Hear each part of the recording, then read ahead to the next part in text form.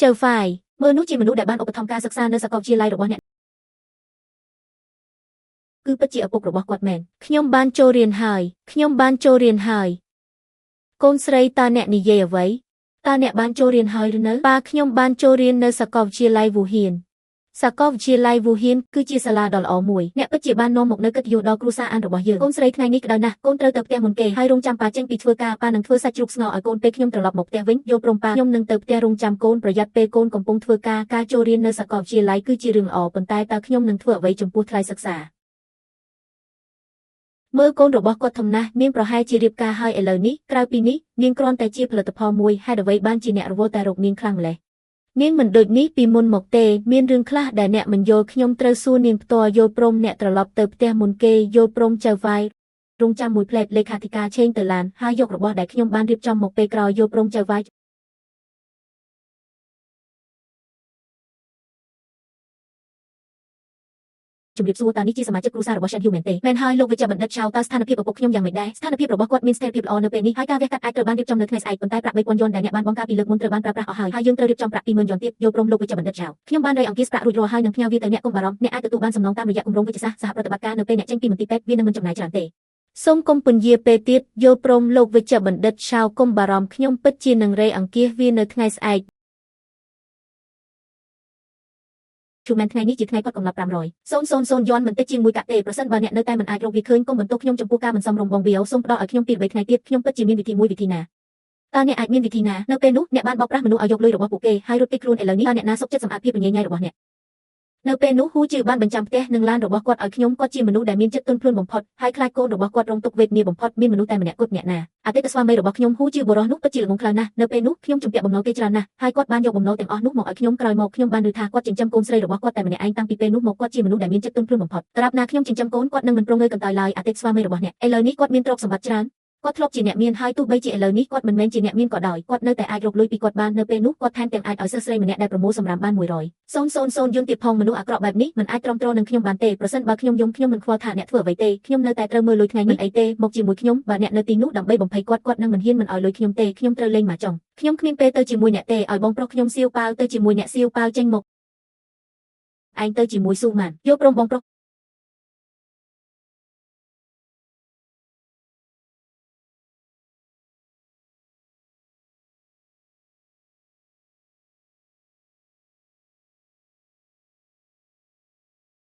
ហ៊ូសួស្ដីឯងរកអ្នកណាឯងលក់អេតចៃមែនទេគិតតែបានច្បាស់មើលឲ្យច្បាស់10ឆ្នាំមុននៅក្នុងឧទ្យានមួយឯងបានទិញនំប៉័ងមួយដុំឲ្យខ្ញុំហើយឲ្យកាត់ធនាគារមួយសន្លឹកឯងលើកទឹកចិត្តខ្ញុំឲ្យខំរៀននៅមហាវិទ្យាល័យខ្ញុំឈ្មោះសៀវមានឯងភ្លេចហើយឬខ្ញុំអាចលះបង់ផ្ទះនិងឡានបានប៉ុន្តែកូនត្រូវនៅជាមួយឪពុកខ្ញុំបងស្រីនោះគួរឲ្យអាណិតណាស់ចូលយើងជួយនាងយល់ព្រមសម្លាញ់ប៉ាសុំទោសប៉ានឹងទៅទីនោះនេះញ៉ាំខ្លះដោយវិធីនេះក្មេងស្រីតូចហេតុអ្វីបានជាឯងរើដប់នៅខាងក្រៅតាំងពីក្មេងម្ល៉េះបងប្រុសឪពុកម្ដាយខ្ញុំបានទទួលមរណភាពមុនអាយុហើយខ្ញុំរស់នៅជាមួយយាយតាំងពីខ្ញុំនៅតូចគាត់បានចិញ្ចឹមខ្ញុំដោយការធ្វើស្រែចម្ការនិងផ្គត់ផ្គង់ការសិក្សារបស់ខ្ញុំជីវិតពិតជាលំបាកបន្តិចមែនប៉ុន្តែខ្ញុំនិងយាយខ្ញុំនៅតែមានសុភមង្គលកាលពីឆ្នាំមុនខ្ញុំបានចូលរៀននៅសាកលវិទ្យាល័យកំពូលមួយហើយយាយខ្ញុំនិងខ្ញុំពិតជាសប្បាយចិត្តណាស់ខ្ញុំគិតថាបន្ទាប់ពីខ្ញុំបញ្ចប់ការសិក្សាខ្ញុំអាចរកប្រាក់បានច្រើនដើម្បីទិញផ្ទះធំមួយឲ្យយាយខ្ញុំដើម្បីឲ្យគាត់អាចរីករាយនឹងជីវិតប៉ុន្តែនៅចុងឆ្នាំមុនយាយខ្ញុំស្រាប់តែធ្លាក់ខ្លួនឈឺធ្ងន់ហើយបានទទួលមរណភាពដោយបន្សល់ទុកខ្ញុំឲ្យនៅម្នាក់ឯងខ្ញុំគ្មានលុយទេប៉ុន្តែខ្ញុំចង់ទៅសាលារៀនដូច្នេះខ្ញុំអាចប្រមូលដបស្រាគ្រប់ទីកន្លែងដើម្បីរៃអង្គាសប្រាក់បានមេស្រីតូចគុំយំអីអ្នកឃើញទេយាយនៅស្ថានសួគ៌ចង់ឲ្យអ្នកសប្បាយចិត្តជារៀងរាល់ថ្ងៃមិនអីទេចូលយើងនិយាយអំពីអ្វីដែលរីករាយតើអ្នកមិនទៅតែនិយាយថាអ្នកបានចូលរៀននៅសាកលវិទ្យាល័យទេតើអ្នកបានចូលរៀននៅសាកលវិទ្យាល័យណាខ្ញុំបានចូលរៀននៅសាកលវិទ្យាល័យស៊ីងហ៊ូមើលសាកលវិទ្យាល័យស៊ីងហ៊ូអ្នកពិតជាអស្ចារ្យណាស់អូនសម្លាញ់ប្អូនស្រីមិនអស្ចារ្យទេអស្ចារ្យណាស់ប៉ុន្តែសូម្បីតែសាកលវិទ្យាល័យល្អបំផុតក៏ដោយខ្ញុំមិនដែលមានឱកាសចូលរៀនទេក្មេងស្រីតូចប្រសិនបើអ្នកមានឱកាសទៅសាលារៀនតើអ្នកនឹងខំរៀនទេខ្ញុំពិតជានឹងខំរៀនណាស់ជីដូនរបស់ខ្ញុំបានបង្រៀនខ្ញុំតាំងពីក្មេងមកថាការសិក្សាគឺជាផ្លូវចេញតែមួយគត់ក្មេងស្រីតូចឲ្យមានលុយ100,000 យន់នៅក្នុងកាតនេះលេខសម្ងាត់មាន6សូមប្រើប្រាស់លុយនេះដើម្បីបង់ថ្លៃសិក្សារបស់អ្នកកុំធ្វើឲ្យជីដូនរបស់អ្នកខកចិត្តអីចូលចងចាំរឿងនោះម្យ៉ាងទៀតបន្ទាប់ពីអ្នកបញ្ចប់ការសិក្សាអ្នកត្រូវតែបម្រើប្រទេសរបស់អ្នកទោះបីជាអ្នកកំពុងជួបការលំបាកនៅពេលនេះក៏ដោយដរាបណាយើងមិនបោះបង់ចោលអ្វីប្រកបជានឹងប្រសើរឡើងនេះយកវាអរគុណយល់ព្រមយើងនឹងចាក់ចេញឥឡូវនេះ សម្លាញ់តោះយើងទៅផ្ទះជាមួយប៉ាយកព្រមមកប៉ានឹងអប់អ្នកបងប្រុសតើកូនឈ្មោះអ្វីឪពុកខ្ញុំឈ្មោះអានហ៊ូស៊ីឥឡូវខ្ញុំចាំបានថាកូនឈ្មោះវ៉ាងសៀវមីនកូនពិតជាបានផ្លាស់ប្ដូរច្រើនចាប់តាំងពីកូនចាប់ផ្ដើមណាត់ជួបខ្ញុំស្ទើរតែមិនស្គាល់កូនបន្ទាប់ពីរយៈពេលជាច្រើនឆ្នាំមកនេះមែនហើយអរគុណចំពោះជំនួយរបស់កូននៅពេលនោះខ្ញុំបានរកពុករបស់អ្នកនិយាយទូរស័ព្ទពេលលើនេះគាត់សុខសប្បាយជាទេរឹងមាំនិងមានសុខភាពល្អបុរសល្អកុំធ្វើពុតអីខ្ញុំបានឬអ្នកនិយាយទូរស័ព្ទពេលលើនេះខ្ញុំបានស្វែងរកអ្នកអស់រយៈពេលជាច្រើនឆ្នាំមកហើយខ្ញុំមានរឿងសំខាន់មួយចង់ប្រាប់អ្នកចៅហ្វាយនេះជាអ្វីដែលអ្នកចង់បានរក្សាវាទុកឲ្យមានសុវត្ថិភាពមិនអីទេបើគ្មានអ្វីផ្សេងទៀតទេអ្នកអាចត្រឡប់ទៅវិញឥឡូវនេះមិនអីទេចៅហ្វាយហ៊ូជីពេលដែលអ្នកឱកាសនេះមកខ្ញុំមានលុយ100,000 យន្តនៅក្នុងនោះឥឡូវនេះវាមានតម្លៃ1លានហើយផ្ទះនេះក៏ត្រូវបានរៀបចំសម្រាប់អ្នកដែលយកវាទៅសៀវមីងនេះមានតម្លៃពេកខ្ញុំមិនអាចទទួលយកវាបានទេសូមយកវាបើគ្មានជំនួយពីអ្នកនៅពេលនោះទេខ្ញុំនឹងមិនអាចនៅទីនេះដូចសពថ្ងៃនេះទេដោយពាក្យចាស់ពោលថាទឹកមួយដំណក់ដែលខ្វះខាតត្រូវបានសង្វិញដោយប្រភពទឹកមួយមនុស្សល្អសមនឹងទទួលបានសំណាងល្អក្រៅពីនេះថ្លៃសិក្សារបស់កូនស្រីអ្នកនិងថ្លៃព្យាបាលរបស់ឪពុកអ្នកនៅតែមិនទាន់បានបង់ទាំងនេះគឺជាកន្លែងដែលត្រូវការលុយទោះបីជាអ្នកមិនគិតពីខ្លួនឯងក៏ដោយអ្នកគួរតែគិតអំពីពួកគេយ៉ាងដូច្នេះសូមទទួលយកលុយនេះមិនអីទេសៀវមីនអ្នកនិយាយត្រូវទោះបីជាយើងមិនគិតពីខ្លួនឯងក៏ដោយយើងគួរតែគិតអំពីពួកគេទាំងពីរចាត់ទុកលុយនេះជាប្រាក់កម្ចីខ្ញុំពិតជានឹងសងអ្នកវិញនៅពេលដែលខ្ញុំមានលុយ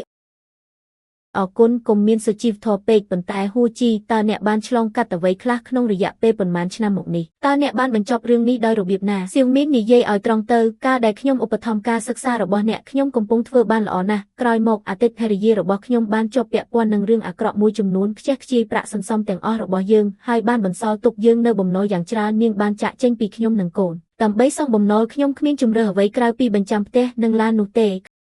ក្នុងរយៈពេលជាច្រើនឆ្នាំមកនេះដើម្បីគ្រប់គ្រងការសិក្សារបស់កូនខ្ញុំមិនអាចរកការងារសមរម្យបានទេដូច្នេះខ្ញុំអាចរកប្រាក់ចិញ្ចឹមជីវិតដោយការប្រមូលសំណល់ឥតចាយប៉ុណ្ណោះ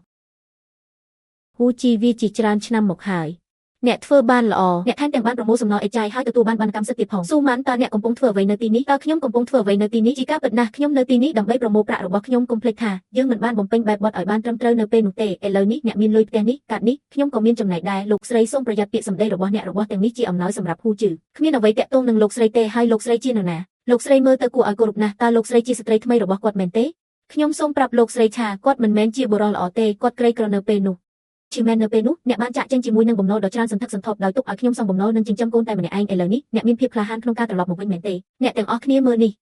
បុរសម្នាក់នេះបានក្លាយជាអ្នកមានហើយឥឡូវនេះគាត់មិនទទួលស្គាល់អតីតភរិយារបស់គាត់ទេខ្ញុំបានបង្កើតកូនឲ្យគាត់ឥឡូវនេះគាត់មានហើយគាត់ចង់កំចាត់ខ្ញុំមើលនេះតើនេះជារឿងមិនសមហេតុផលអ្វី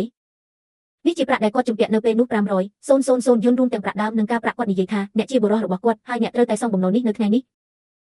នេះមិនមែនជាហត្ថលេខារបស់ខ្ញុំទេខ្ញុំបានបង់ប្រាក់ជាង300,000 យន្តសម្រាប់អ្នករួចហើយនៅពេលនោះតើអ្នកចង់បានអ្វីទៀតតើអ្នកណាប្រាប់អ្នកឲ្យក្រអឺតក្រទុំម្លេះនៅពេលនោះអ្នកចូលចិត្តធ្វើជាមនុស្សល្អសូម្បីតែឲ្យប្រាក់100,000 យន្តទៅឲ្យនារីចម្លែកម្នាក់ឲ្យខ្ញុំអតីតភរិយារបស់អ្នក500,000 យន្តអ្វី100,000 យន្តខ្ញុំបានលើពីនាងហើយវាមិនគ្រប់គ្រាន់ទេបើដូច្នោះទុកឲ្យខ្ញុំចាក់សម្លេងមួយទៅហើយអ្នកនឹងយកនិស្សិតស្រីនោះបានយកប្រាក់100,000 យន្តពីហ៊ូអាស័យនៅពេលនោះនាងរត់ចោលផ្ទះយ៉ាងស្រួលពេកប្រសិនបើខ្ញុំដឹងថានាងមានលុយច្រើនជាងនេះខ្ញុំគួរតែបោកប្រាស់នាងច្រើនជាងនេះលូយិនតើអ្នកមានសិទ្ធិអ្វីចៅហ្វាយលូយិនមានការស៊ើបអង្កេតថាបំណុលភាគច្រើនដែលអ្នកស្រី Qman បានទទួលនៅពេលនោះគឺមកពីល្បែងស៊ីសងផ្ទាល់ខ្លួនរបស់នាងហើយយូពីក្នុងចំណោមយាវទាំងនោះត្រូវបានសង្ស័យថាបានក្លែងបន្លំហត្ថលេខាម្យ៉ាងទៀតនាងមិនដែលផ្ដល់ប្រាក់ឧបត្ថម្ភកូនមួយកាក់1 សេនដល់អញហួយទេផងលោកសនអ្នកកំពុងព្យាយាមគំរាមកំហែងខ្ញុំជាមួយនឹងយូខ្លាំងៗមែនទេខ្ញុំអាចទូរស័ព្ទទៅប៉ូលីសឥឡូវនេះតើអ្នកប្រកាសថាអ្នកចង់បន្តបង្កបញ្ហាទេនេះគឺជាការយល់ច្រឡំខ្ញុំគ្រាន់តែព្យាយាមជួយនរណាម្នាក់ប៉ុណ្ណោះវាមិនមានអ្វីតាក់ទងនឹងខ្ញុំទេកុំចាក់ចេញហ៊ូជីខ្ញុំដឹងថាខ្ញុំខុសតាមពិតទៅខ្ញុំក៏មិនសប្បាយចិត្តប៉ុន្មានឆ្នាំចុងក្រោយនេះដែរមើលចុះហ៊ុយជីបានធំឡើងហើយយ៉ាងណាមិញខ្ញុំជាម្ដាយរបស់គាត់សូមឲ្យលុយខ្ញុំខ្លះសម្រាប់កូនឥឡូវនេះអ្នកគិតថាអ្នកជាម្ដាយរបស់គាត់មែនទេអ្នកនៅឯណាពេលគាត់មានគ្រុនក្តៅអ្នកនៅឯណាពេលគាត់យំរកណ្ដាលរបស់គាត់នៅពាក់កណ្ដាលអាធ្រាត្រអ្នកនៅឯណាថ្ងៃនេះគាត់បានចូលរៀននៅសាកលវិទ្យាល័យតើអ្នកដឹងទេថាគាត់សប្បាយចិត្តប៉ុណ្ណាប៉ុន្តែរឿងដំបូងដែលអ្នកធ្វើនៅពេលអ្នកត្រឡប់មកវិញមិនមែនសួរសុខទុក្ខគាត់ទេប៉ុន្តែត្រូវសុំលុយប្រសិនបើអ្នកពិតជាចង់សងជំងឺចិត្តដល់ហ៊ុយជីចូលបង់ថ្លៃចិញ្ចឹមកូនដែលអ្នកជំពាក់គាត់អស់រយៈពេលជាច្រើនឆ្នាំមកនេះប្រសិនបើអ្នកគ្រាន់តែមកទីនេះដើម្បីលុយខ្ញុំនឹងទូរស័ព្ទទៅប៉ូលីសឥឡូវនេះហ៊ូជីអ្នកមានទំនាក់ទំនងហើយមែនទេសូមឲ្យខ្ញុំប្រាប់អ្នកខ្ញុំនឹងមិនទុករឿងនេះចោលទេអ្នកអាចទុកវាចោលបានប៉ុន្តែចាប់ពីថ្ងៃនេះទៅហ៊ូជីនិងហ៊ុយជីលែងជាមនុស្សដែលអ្នកអាចធ្វើបាបបានទៀតហើយ